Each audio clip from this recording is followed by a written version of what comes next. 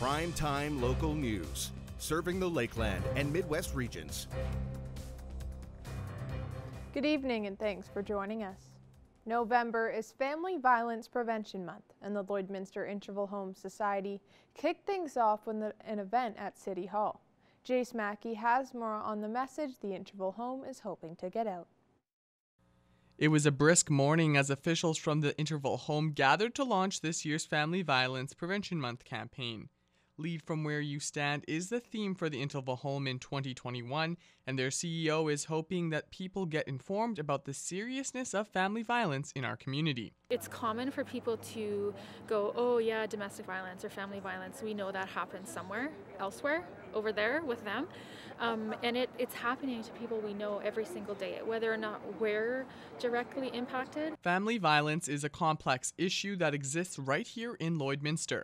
Saskatchewan has the highest rates of family violence in Canada, with Alberta coming in third. Stats like that come as a surprise even to those working in shelters. Every 6 days in Canada, a woman is murdered by her intimate partner. And the first time I read that, I couldn't believe it. All month long, the Interval Home will be working to raise awareness, letting Lloydminster know that everyone has a part to play, even kids. And one of the cool initiatives we're doing this month is we're speaking to kids, to children and to youth about what they can do, how they can lead from where they stand, because we really and truly do all have a piece to play. The Lloydminster Interval Home doesn't do this work alone. They have the support of other organizations in the community, such as FCSS. The Interval Home plays a huge part from the perspective that they're actually a provider, and that their services that they actually provide, where FCSS is the conduit to those services. And I think that's the relationship that exists. It's a real pleasure to support organizations like Interval Home and many other organizations. Eliminating domestic violence won't happen overnight, but the hope is by educating the public on the issue, more people will be inspired to stand up and do what they can. Our wish is that we mobilize individuals and entire communities to that effort. So if we can, educate at least one person towards helping to stand up against family violence, that's a job well done for sure. If you or someone you know needs support, you can call the Interval Home 24/7 at 780-875-0966. For Primetime Local News, I'm Jace Mackey. The Lloydminster and District Co-op is entering the 7th year of their Spread a Little Love program to help seniors around the area, and they're hoping this year is their biggest year yet. The program first started in 2015 as a way for residents to get into the holiday spirit, while also making sure seniors in Lloydminster and surrounding communities receive a Christmas gift. This year, the co-op is working together with the Olive Tree to reach more seniors. In partnership with the Olive Tree, we're going to be introducing 5 new seniors residences. And so again, that brings our total of the seniors that we're going to be able to connect with this year to nearly 900. The Olive Tree is excited to collaborate with the co-op on this program, and for the Olive Tree's executive director, it feels like a full circle moment. It's special for me because my grandparents were in these care facilities as well, and my grandfather also worked for the co-op when I was growing up. So it's so neat to see it all kind of come back together, and for us to let the seniors know how much they matter to us and how important they are. And it's a little token, but it makes their day feel so great. Since they are looking to help out more seniors this year, they launched the campaign a bit earlier. It will run from the 1st until the 26th of November.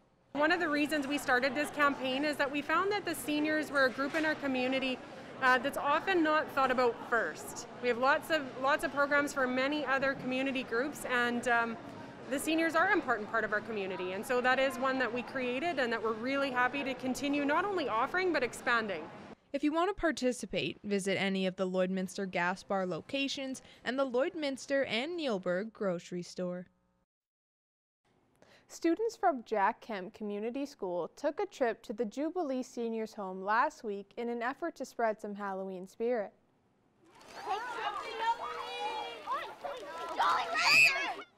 The idea came after grade 5 teacher Stephanie Grote spoke with a Jubilee nurse who said that morale was low at the home. She says it's an opportunity neither her or her students are taking for granted.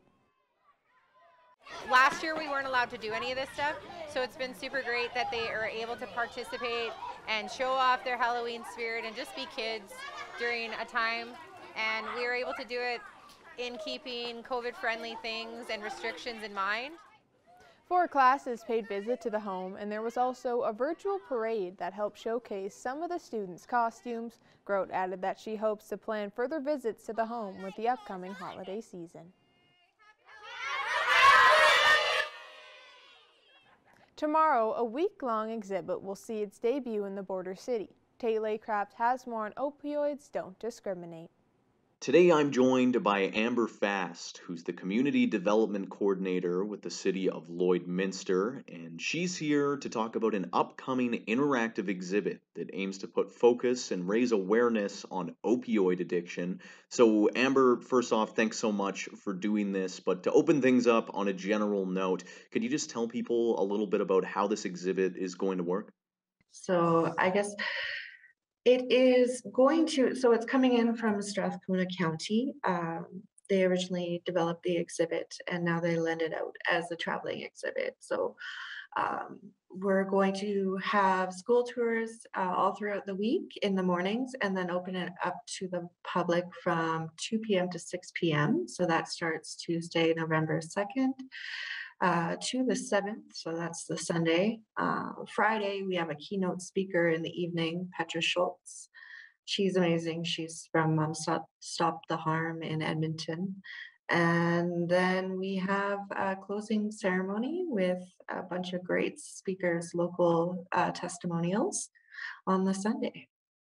And as you mentioned, though the exhibit was originally developed by Strathcona County, it has been localized here. So I wanted to ask how this iteration of it is unique to the border city. So we have gathered some statistics, local and provincial statistics, in order to show locally what the opioid crisis is doing to our community. And then we also have those testimonials from local people in our residents in recovery program, and also some speakers from the Equisquete, I don't want to mispronounce that, but the Healing Lodge in Onion Lake. So they work there, and they work with a lot of people that are dealing with addictions and do amazing work. So that's how we're bringing it locally. The opiate crisis is national, international. We may not be as affected as some communities, but it is definitely on the rise. And you've mentioned that this is an interactive experience. So how exactly are people going to engage with the exhibit? So when you come in, you'll see the local statistics. We have recorded voice stories from local people that have experienced opiate addiction and recovery. And then what you do is you come in and there will be 3 characters. You pick a character. They're based on real stories, but they are fictional characters. So what you do is you pick one, you walk through their life, how they became associated with opiates and how that process worked. You can go through all 3 characters if you want, or just one, and then you go through kind of like a tunnel. It's called the crisis node, and then the post-crisis node, and then you're met with our community of recovery experts and local information tables, a cinnamon bun, hot chocolate if you want. So, and throughout the exhibit, there's different questions and interactives that you can play with and touch. Of course, we have hand sanitizer at each station, but I think it's going to be, I think the interactive part is really important to have people engaged. And just for the people who are watching at home, where and when is this exhibit going to take place? And where can they go online to maybe learn more? So if you go to lloydminster.ca/opiates, it'll bring you to the event page. It'll have the itinerary. It will give you a chance to register for the live Zoom for our keynote speaker. That way she'll be fielding questions after, and you can interact with her. And it also gives you times for our opening and closing ceremonies. Thanks so much for your time, Amber. It's time now for a blast from the past. Here's Blake Nath with this week's Retrospect.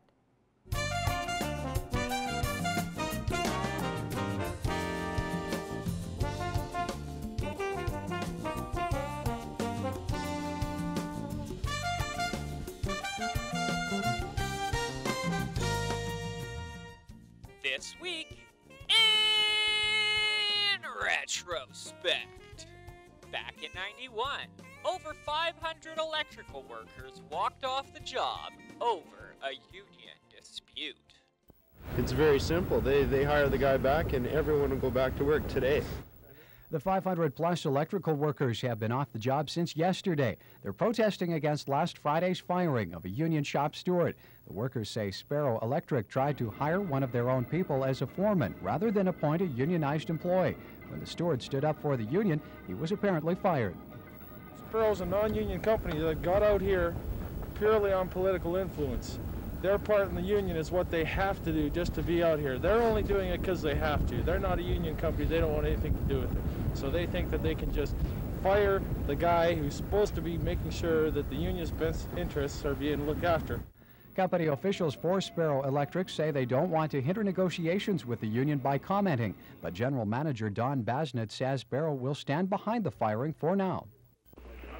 The union has taken a stand that they want to be reinstated, and we've taken the stand that no, he won't be reinstated unless some other type of agreement can be arranged.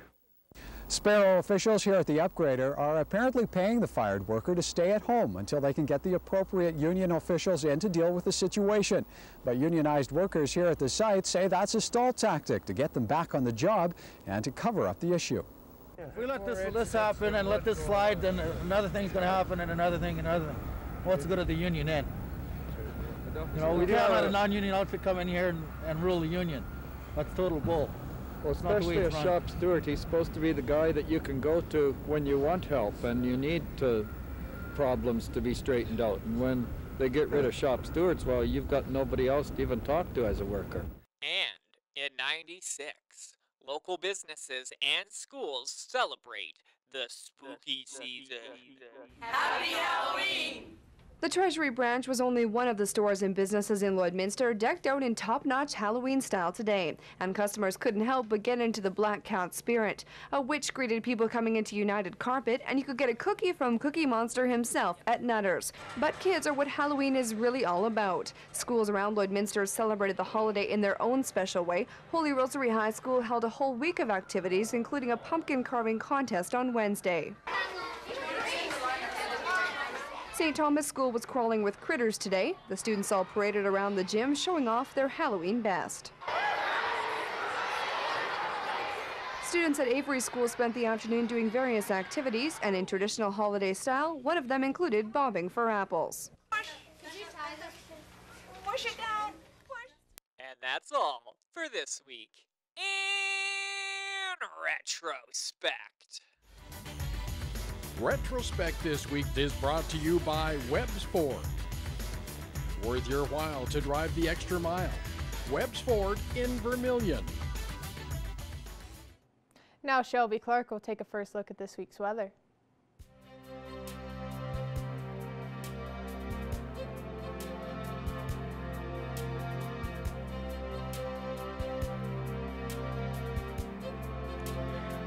Thanks so much, Jasmine. Now taking a first look at your weather forecast. I hope everybody out there had a spooky Halloween, creepy Halloween. I hope it was beautiful, and outside it was definitely a lot warmer this year for outside. So hopefully everybody got out there and went trick-or-treating. Wish I was wearing a costume like Jasmine was on Friday, but didn't get the opportunity. But moving on, temperatures today here in the border city, we are sitting at 3 degrees with a mix of some sun and cloud there. We are cooling down a bit as we head more into the winter season, but we are being pretty lucky with the weather we are getting this year, especially around this time of year in November. Moving on to temperatures across the region for Alberta and Saskatchewan. Most on the Alberta side are sitting at that 4 and 5 degree point, while Bonnyville is a little bit cooler, sitting at 3 degrees. Switching over to the Saskatchewan side here, looking slightly cooler with Isle La Crosse sitting at 2 degrees. Green Lake is at 1, while Meadow Lake and Pearson, Maidstone are all at 3 degrees. Macklin is a little bit warmer, sitting at 4 degrees, while St. Walburg is at that 0 mark there. And now moving on to our temperatures tonight here in the border city. City. Overnight, we will be going down to a low of -10, so we are definitely cooling down for our lows throughout the nights there. We won't be seeing much clouds in sight, but we will be seeing more clear skies. And tomorrow, we will be seeing 4 degrees there, so just slightly warmer with a lot more sun. And now moving on to our 3-day forecast here in the Border City. We will be seeing 4, as I was saying, on Tuesday with a low of -10. Wednesday, we'll be seeing 6 degrees with a low of -11. And Thursday, we'll be seeing slightly more cloud coverage at 8 degrees with a low of -5. But instead of ending off with our 3-day forecast here, I will be ending off with taking a look at some photo submissions we got when we asked to see some Halloween costumes here. First one here, as you can see, look how cute that is, that little baby in the Kit Kat bar. Oh, I love it. So adorable. And we also have those pirates there. Look how much effort they put in that boat. Had to show it off. Really great to see some of your submissions, so thank you to everybody that submitted.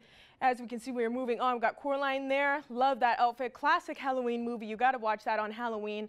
And we got the classic hot dog and the bun there. Thank you to everyone once again for submitting. And we'll have some more photos and more news after the break.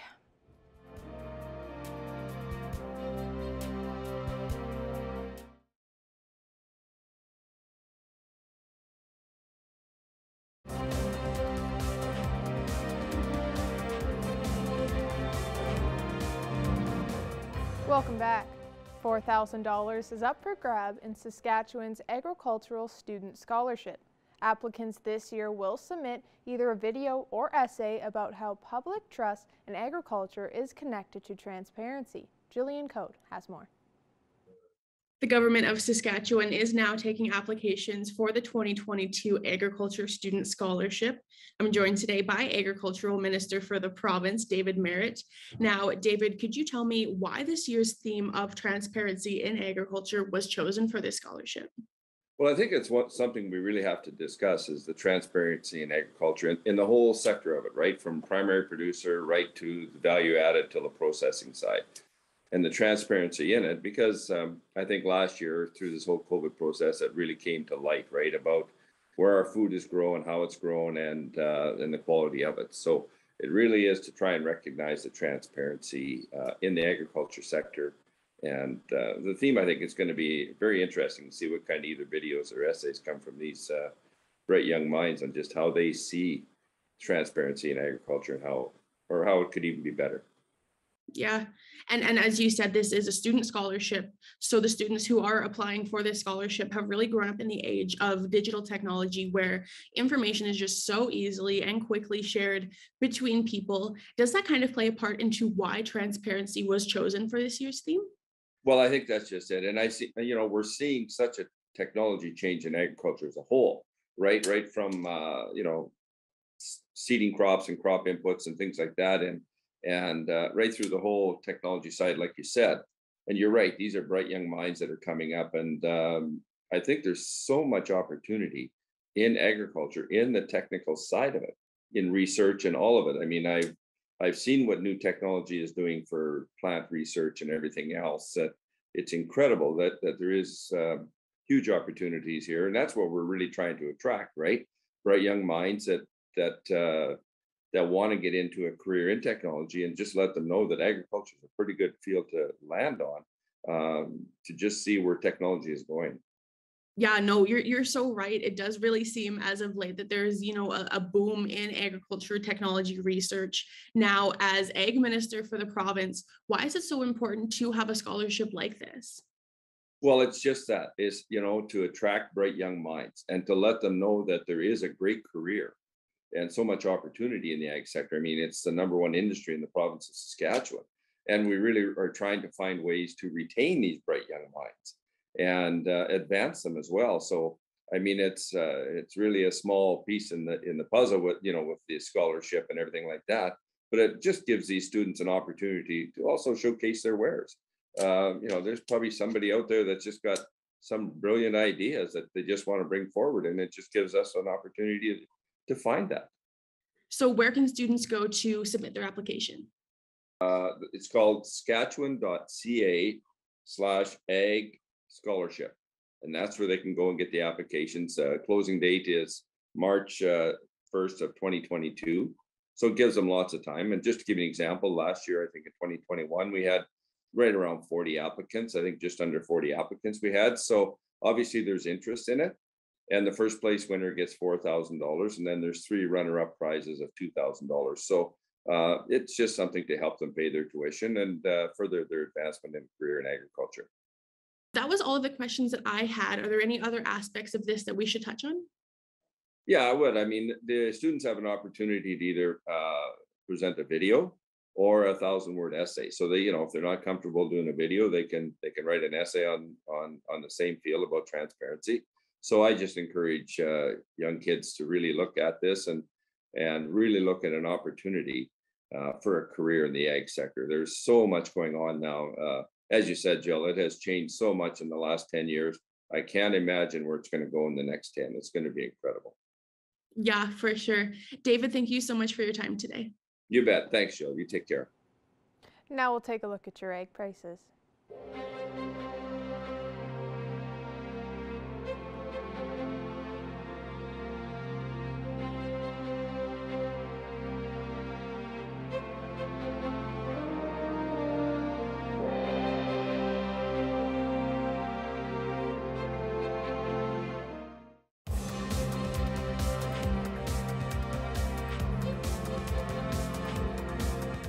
In the MLB, tomorrow night the Houston Astros will look for a push for a Game 7, while the Atlanta Braves will look for their first World Series title since 1995.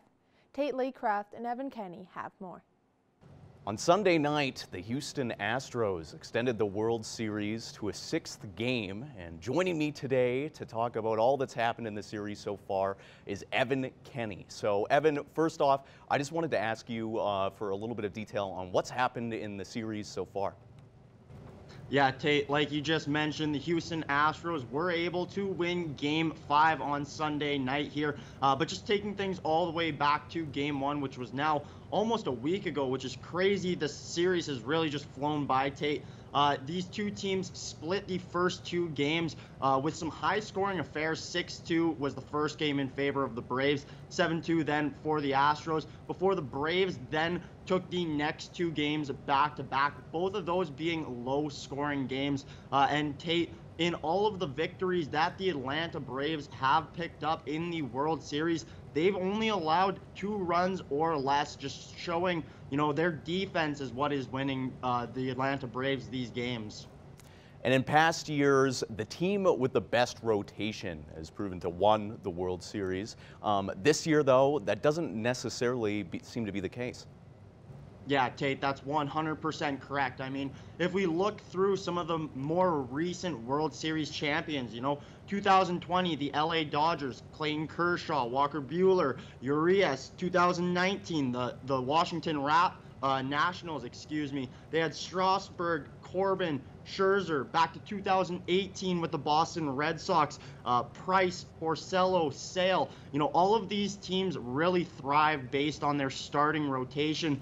This year, it's really been relievers who have been carrying these teams, for lack of a better word here. Tate, every game has included at least 10 relievers. 55 of 87 innings thrown have been by relievers, which, I mean, those kind of numbers you don't hear very often as well. Just to add on to that, no starter has gone more than 5 innings. So yeah, Tate, this is not really a normal World Series, just in the sense that we are seeing a lot more of the bullpens from each team. And with that being said, would you mind just taking us through some of the rosters for Tuesday night's game?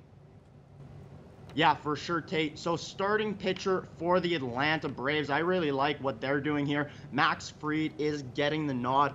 He pitched 5 innings in Game 2.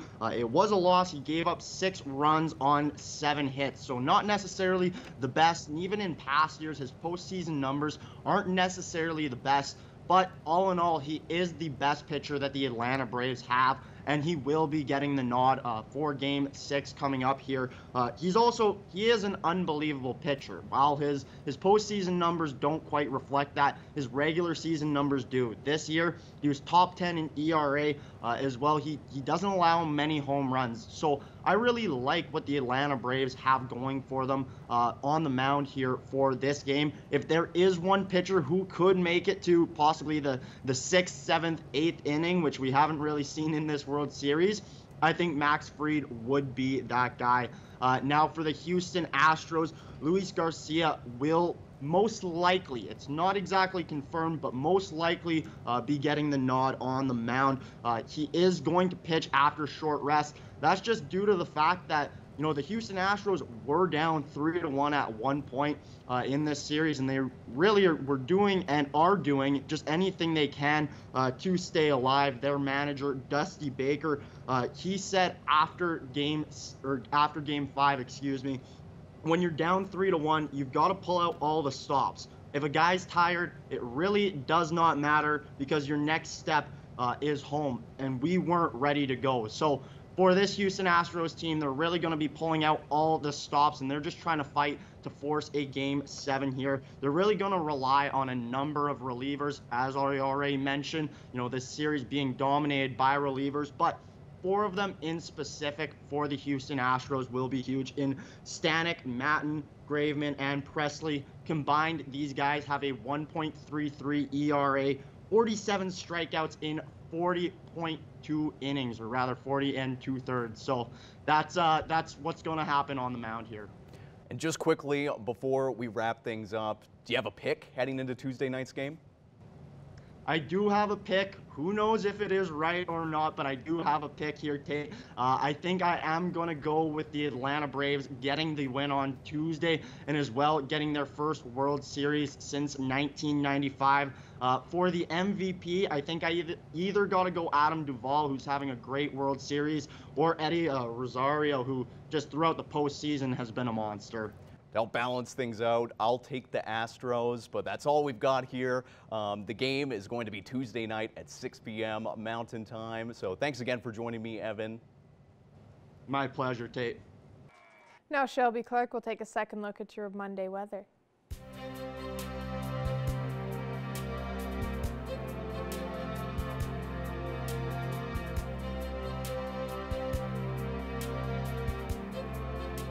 Thanks so much, Jazz. And now taking another look at your weather forecast. We'll be starting off with taking a look at temperatures around the central region of Alberta and Saskatchewan here.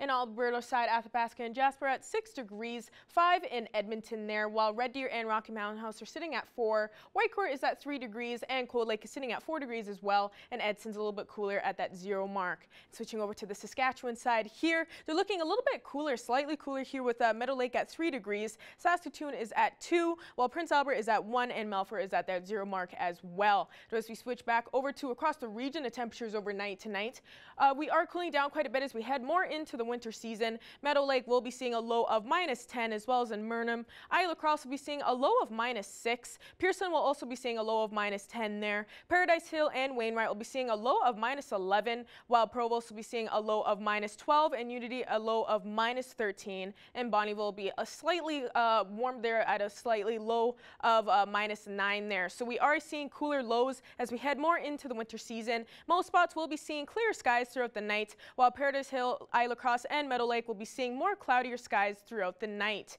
As we switch over to temperatures, tomorrow across the region, we will be seeing around the same as what we've been seeing today, ranging from around 4 and 5 degrees in most spots there. Some will be sitting a little bit cooler, with St. Paul and Vegreville seeing that 1 and 2 degree mark there, and Isle La Crosse will be seeing 3 tomorrow, as well here in St. Walburg there at 3 degrees tomorrow as well. And as we go over to our 7-day forecast, instead of ending off with our 7-day, we will be looking at it right now, because I'm going to be looking at some more pictures of your guys' submissions of the Halloween costumes that you have commented on our post there.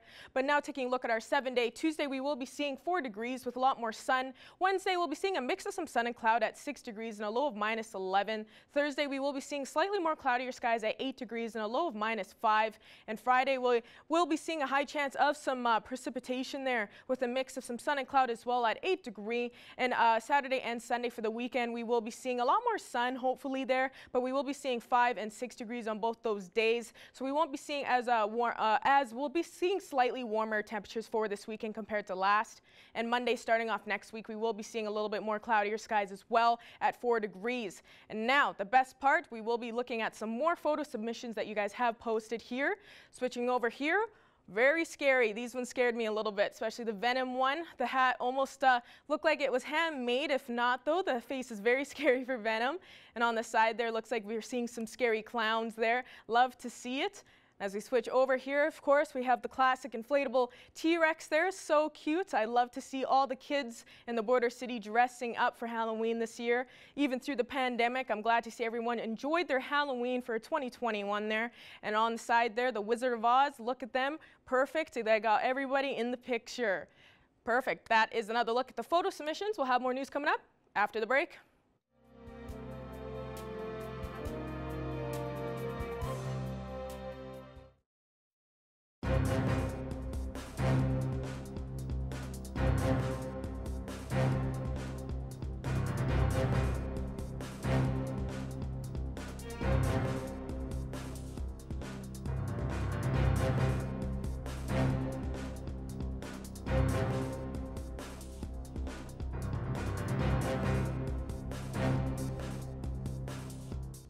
Speaking with us once again from the Canada Safety Council is Lewis Smith. Thank you so much for joining us today. My pleasure, Shelby. Thanks for having me. Of course. Now, November is National Community Safety and Crime Prevention Month. What is the council wanting to remind and help Canadians with this? Well, this particular campaign in 2021, we're running with a theme of problem gambling is a bad bet. And the statistics do bear out the fact that there are still a decent amount of Canadians that are estimated to be problem gamblers. The University of Lethbridge put out a study in 2020 that estimates somewhere in the vicinity of 220,000 Canadians could be qualified as problem gamblers, with an additional subsection being identified as at-risk gamblers. So our message this Community Safety and Crime Prevention Month is very simple. Problem gambling is a real issue. It affects many people in Canada in a variety of different ways in their regular lives and in the lives of those in their orbit. And the message we're trying to send out is if you identify as a problem gambler, that's okay. This is an issue that requires compassion. And we're not here to try and make you feel guilty for it. We're just here to point you to where help can be found if you find you need it. And I'm assuming that November has been marked Crime Prevention Month for a number of years now. Why would you say a month is essentially needed for this issue?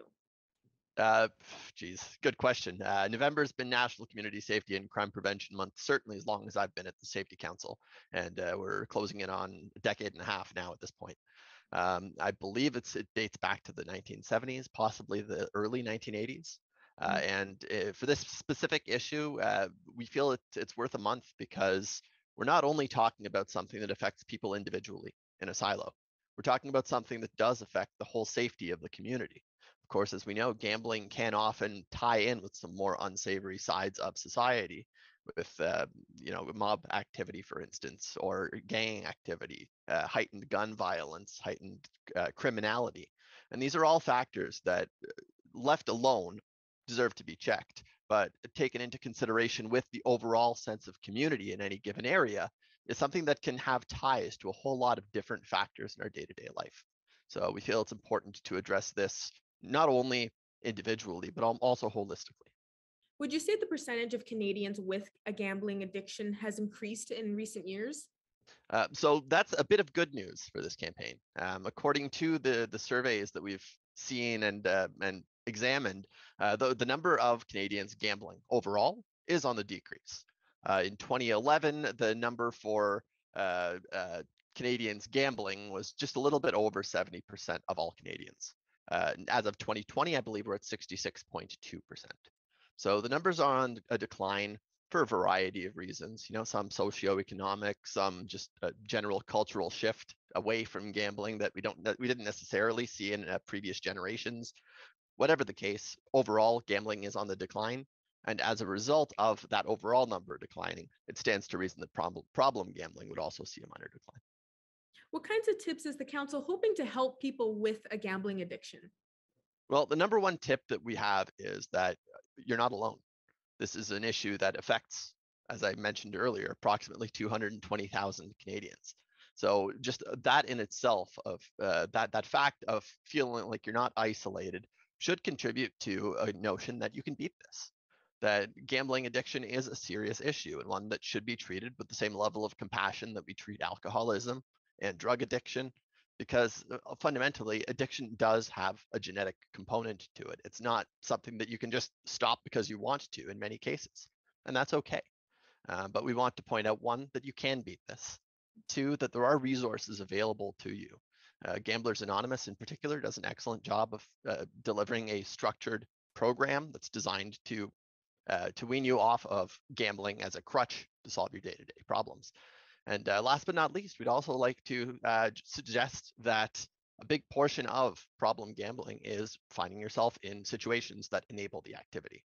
So one of the best ways that you can start mitigating the issue and start avoiding gambling becoming a problem in your life is simply to not put yourself in situations where gambling is a possibility. This can include blocking online websites. This can include declining invitations to casinos. It can involve maybe a little less reliance on sports betting, which is a major factor of problem gambling.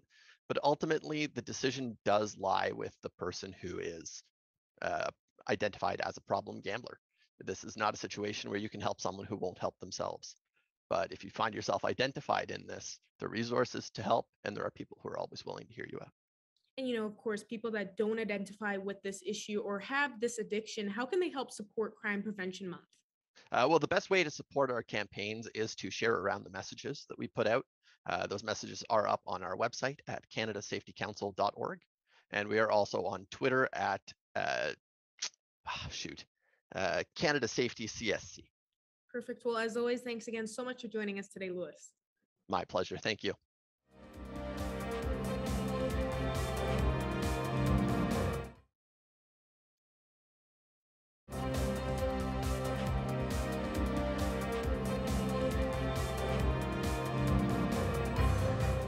Today, I'm joined by Clint Murray from the Rona here in Lloydminster to talk about the part they played in the Lowe's Hero campaign.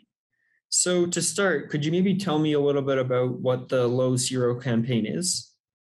Yeah, the Lowe's Heroes campaign is a kind of an operation to raise money for nonprofits across Canada. And we've got about, I believe it is 311 participating locations across Canada. And we've raised just over 1.5 million across Canada to support those worthy causes. And so how much money did you guys raise? We actually raised just over $12,000, which was surpassed our goal. Last year, we were able to raise just over $6,000. So we were very happy with our results. And then who is this fundraising supporting? So this year, we met with our team and we chose the Lloydminster Regional Health Foundation. And so why did you choose to support the Regional Health Foundation? Well, we chose the Lloydminster Regional Health Foundation because we met with the team to try to figure out a worthy cause that affected and helps out a lot of our customer base. So we looked at it. It helps the Lloydminster city. It helps the whole regional area, which we have a big draw area for our customer base. So this helps everything from the very young to very old. And we were able to help touch everybody with one nonprofit. So we thought it was very fitting. And so what types of fundraising did you do throughout the month to raise money? Well, we met with the team here and the staff, and we came up with a campaign that we could target a lot of our customers and ask them if they were willing to donate as little or as much as they'd like. And we kind of stuck to that game plan, and it came out with astounding results. And so how long was the fundraiser? Actually, every year for the last 4 years, we've been running it September 1st to the end of September. And we do it on an annual basis, and it's been working great. Great, that's all the questions I have. Is there anything else you'd like to add about the fundraiser? Yes, we just like to put a spotlight on one of the things that we were really trying to raise money for was the new diagnostic imaging machines that the Lloydminster Regional Healthcare Council is trying to raise money for. One of them being the mobile digital radiography unit, which is quite a bit new, more state-of-the-art of a machine. It has the good capacity for maternity ward.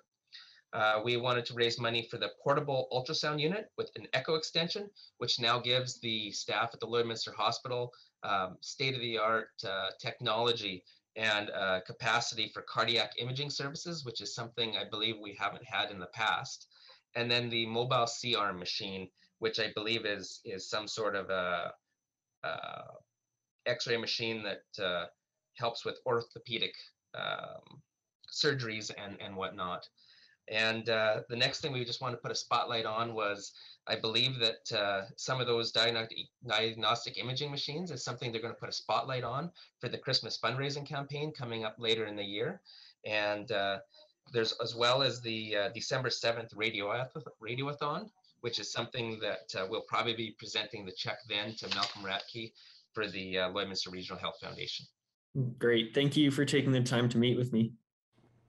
We'll now be ending off with taking another look at your 7-day forecast here. I wish I could put everybody's photo submissions that commented on our post. Sorry about that. We didn't have a lot of time, but still thank you to everyone that did comment and post your submissions there. But Tuesday we will be seeing some more sun with 4 degrees there. Wednesday will be a little bit warmer at 6 with a mix of some sun and cloud. Thursday will warm up a bit more to 8 degrees, but we will be seeing cloudier skies. And for the weekend we will cool down just a bit to 5 and 6 on Saturday and Sunday. And Monday we'll be seeing 4 degrees. Thank you for joining us on Primetime Local News, and we'll have more on the second hour on CITL.